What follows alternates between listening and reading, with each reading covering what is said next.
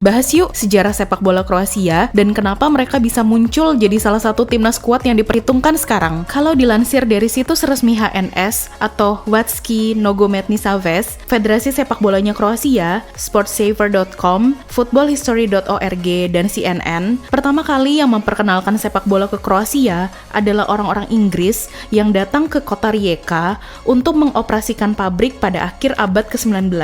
Dan dikatakan pada waktu luang, orang-orang Inggris ini main sepak bola di tanah Kroasia. Seiring berjalannya waktu dan para industrial Inggris ini tiba di kota Županja, mereka kemudian mengajar orang-orang lokal Kroasia cara bermain sepak bola. Pada tahun 1907, klub-klub lokal mulai bermunculan dan mulailah tercetus pemikiran untuk membentuk federasi nasional untuk pertandingan sepak bola. Tahun 1912, tepatnya tanggal 13 Juni, berhasil dibentuk Federasi Sepak Bola Kroasia.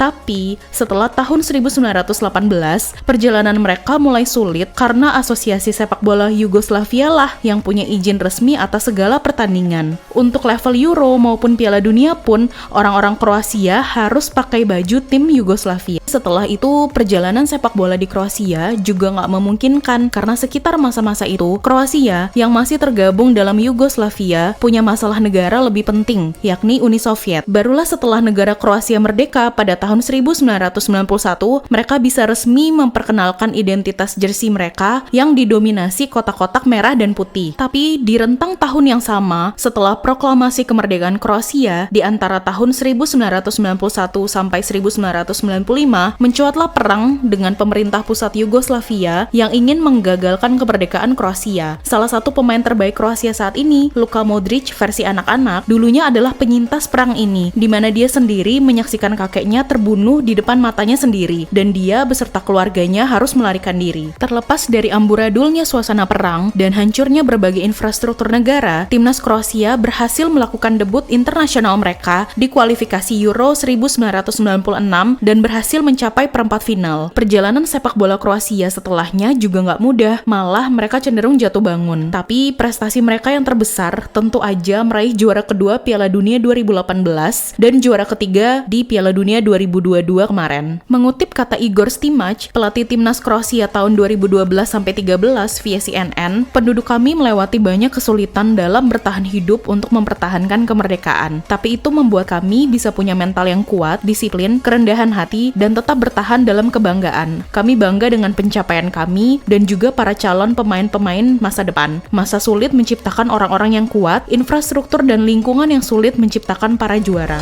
Terharu kan? Motivasi apa lagi yang kau bisa pelajari dari Kroasia?